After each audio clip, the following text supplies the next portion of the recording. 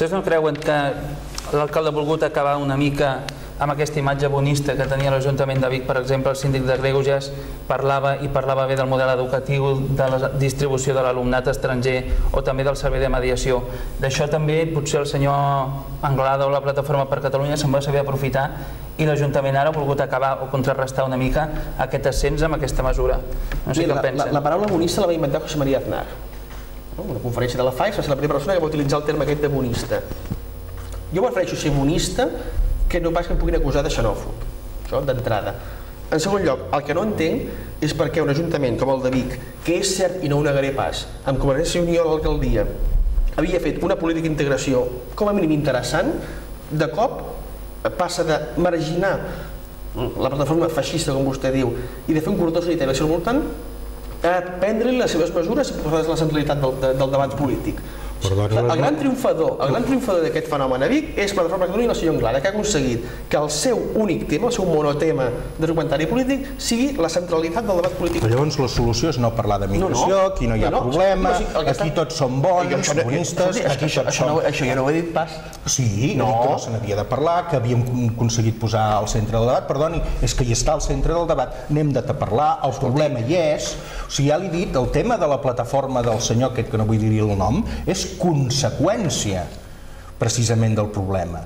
No és que el problema no existeixi, per tant hem de parlar del problema. El problema existeix. I no val dir que després li fem el joc a aquesta gent. Aquesta gent també neix perquè aquest problema existeix. El problema existeix i per això hi ha un document signat, insisteixo, per vostès, per tots els partits polítics catalans, menys el Partit Popular, cosa que no ha d'estar ningú, perquè conèixer el senyor García Albiol i algun més és normal, per sindicats, per associacions de veïns, per agents econòmics, que marca, que ens dona les eines amb les quals afrontar aquest problema.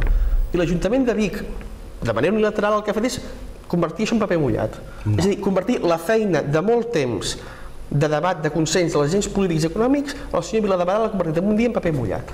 Perdoni, jo l'únic que li he reconegut, i l'he reconegut des del començament, és potser el moment.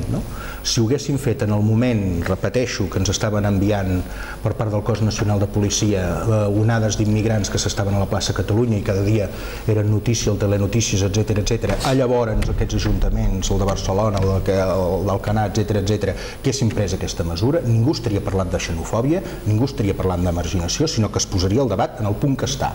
Senyors, tenim un problema, les misses no arriben, aquí hi ha molta política irresponsable, no li diré bonista, li diré irresponsable, de dir papers per tothom, tothom és bo. Escolti'm, això no va. Si jo tinc una casa i soc solidari, puc posar-hi una persona, puc posar-n'hi dues, puc posar-n'hi tres. Arribarà un moment que a casa no hi cabran, que hi haurà discussions perquè estarem massa apretats, que no arribarà el pressupost per comprar menjar. Doncs escolti'm, amb els països passa el mateix i amb els ajuntaments passa el mateix, i aquí estem arribant a aquest punt i tothom estava al·ludint el problema perquè era un tema tabú.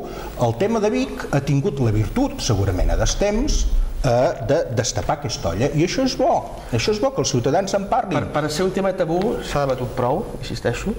Per ser un tema tabú, el debat de les últimes eleccions generals ja els fa centrar en aquest tema tabú. Jo no dic que tothom sigui bo, però és que a les persones immigrades com a les no immigrades se'ls aplica el Codi Civil, el Codi Penal i el Codi Mercantil. Curiosament, per poder-los aplicar un d'aquests codis s'ha de saber on estan i quan són. Per tant, el que s'aconsegueix amb el no empadronament és no saber ni on estan ni quantes són. I per tant, impedir que se'ls apliqui la llei, no és el cas. Fantàstic. La llei és igual per tots? Evidentment, sí, és un principi constitucional, i per tant, si algú comés una il·legalitat, doncs ha de ser tractat en conseqüència. Evidentment. La migració il·legal és una il·legalitat? Evidentment. Vostè està demanant que se faci la vista grossa? No. Oh, i tant que sí. Jo estic... A l'empadronament de persones en situació administrativament irregular no va en contra de la llei, al contrari. Té vostè un dictamen jurídic que diu que, al contrari, que el que no és legal és no empadronar. Ja l'he dit. I arribat el cas, escolti, fa 2 mesos que hem aprovat la no sé quina llei. L'Ajuntament de Vic empadronarà a tothom qui li demani, l'únic, que si és il·legal... Perquè li han dit que s'estava situant fora de la llei. I abans igual. No, home, no. Ho he explicat aquí, Li han dit que s'estava situant fora de la llei i ha hagut de rectificar. Ho he explicat aquí fa 2 minuts. L'únic, que si està en situació legal, ho comunicarà a les autoritats. Si el govern central no vol que parli del senyor Zapatero, doncs el senyor Rubalcaba té tot el dret de dir-li... Tampoc tinguem intenció de sacar el senyor Rubalcaba. Doncs tindrà tot el dret a dir, miri, Cos Nacional de Policia, faci la vista grossa. En qualsevol cas... Aquí ningú ha demanat a ningú que faci la vista grossa. Home, i tant. Home, i tant. L'Ajuntament de Vic ha dit tothom es pot empadronar, però si algú és il·legal ho comunicarem a les autoritats. Això és perfectament legal, no? Comunicar una il·legalitat. El debat, el sufler que comentava la cosa, no és perquè l'Ajuntament de Vic comunicaré, és perquè l'Ajuntament de Vic no empadronaré. No, no. El que va dir és el que va dir. Apropem-nos... No el que es diu, sinó el que va dir. Senyor Guillaume, apropem-nos una mica al nostre territori. Vostè parlava 25% d'immigració de situació límit, si no m'equivoco, ha dit sobre Vic, però aquí tenim, per exemple, a Canovelles tenim un alt percentatge, més d'un 20%, a Granollers també, a Mollet, vostè ho coneix bé, a Montornès hi tenim barris, ciutats, però també tenim barris amb una presència molt alta d'immigrants.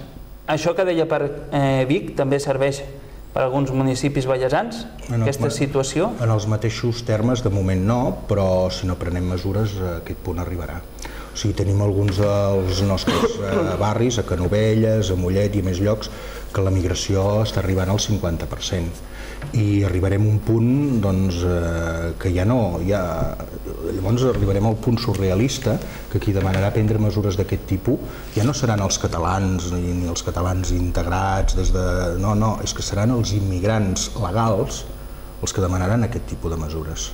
Perquè, esclar, aquesta gent ha fet un esforç. A vegades des del seu territori, per trobar una feina, per una formació, a vegades cursos de català que s'organitzen al Marroc, etc. Hi ha gent que ha fet tot un esforç per tenir una autorització i venir a treballar aquí. I, esclar, si veu que tot aquest esforç no té un especial prèmit, sinó que qualsevol que es presenta, i no em digui que pobreta petit per patera, perquè la majoria de la migració il·legal arriba per l'aeroport del Prat. Li agrairia que no posés a la meva boca coses que no he dit. Arriba per l'aeroport del Prat amb visat de turista, doncs al final serà aquesta gent que molt legítimament, escolti'm, i no se'ls tria per nivell cultural ni pel nivell econòmic. Hi pot haver un professor d'anglès que estigui en situació d'il·legal a Vic i aquest no se l'empadronarà. Hi pot haver-hi una persona boliviana, no se l'empadronaria. I pot haver-hi una persona boliviana molt pobra en situació legal i aquest se l'empadronarà. O sigui, no és un tema de riquesa ni de raça, és un tema de concepte. Em temo molt que el senyor Viladebadal no està molt preocupat pels immigrants professors d'anglès en situació econòmica òptima. Com veu vostè la situació a la nostra comarca? Jo és que em sobta el comentari del senyor Guillaume perquè m'agradaria que es fixés a partir de quin percentatge d'immigració hi ha un conflicte social. Com si això fos una qüestió matemàtica. Es pot mesurar un llindar de tolerància? Evidentment, alguns estudien. Canovelles és un exemple. Li poso un exemple de convivència a Granollers i Canovelles. Quan a Canovelles es decideix obrir un centre cultural, digui-li com vulgui, li pot dir mesquita tranquil·lament, perquè en el fons és el que és, que ningú sap ni quan es va obrir, no ha generat ni un sol conflicte social. Quan a Granollers hi ha un col·lectiu de musulmans que pretén obrir un centre cultural, digui-li mesquita, i hi ha un parell de persones, que llavors s'agrupen més, que generen un conflicte artificial al voltant d'això, el que genera és que un barri com el de Trestorres es creixi per aquest tema. És a dir, si hi ha algú d'aquí que vol generar un problema que no existeix, és molt fàcil. És qüestió de culpar aquest col·lectiu de problemes que ni tan sols existeixen. Fantàstic. Va ser un cas fantàstic amb arguments com Trestorres vol una farmàcia i no una mesquita. És a dir, la demagògia portada a l'enèsima potència. A vegades va així, jo crec que no hi ha percentatge i això, si es fa una política de distribució dels nanos perquè estiguin a les escoles repartits, si es mira que no es creïn guetos, o sigui, el problema a vegades no pot ser, pots tenir un 10%, un 5% de migració, però pots tenir un 50% en un determinat barri, i llavors allà tens una bomba. La seva federació parla de contraposa el model Vic amb Hospitalet, em sembla que han dit en aquests últims dies.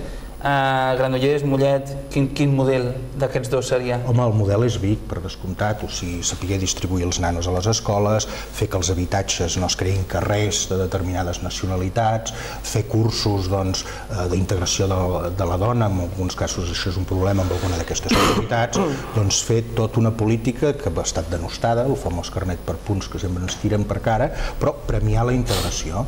Si vostè ha vingut a aquest país, necessitem mà d'obra, benvingut, però ens agradaria, seria lògic que vostè respectés els drets humans, respectés la cultura i respectés la llengua d'aquest país. Nosaltres li posem els mitjans i com més integrat estigui vostè, doncs més benvingut serà, és obvi, no?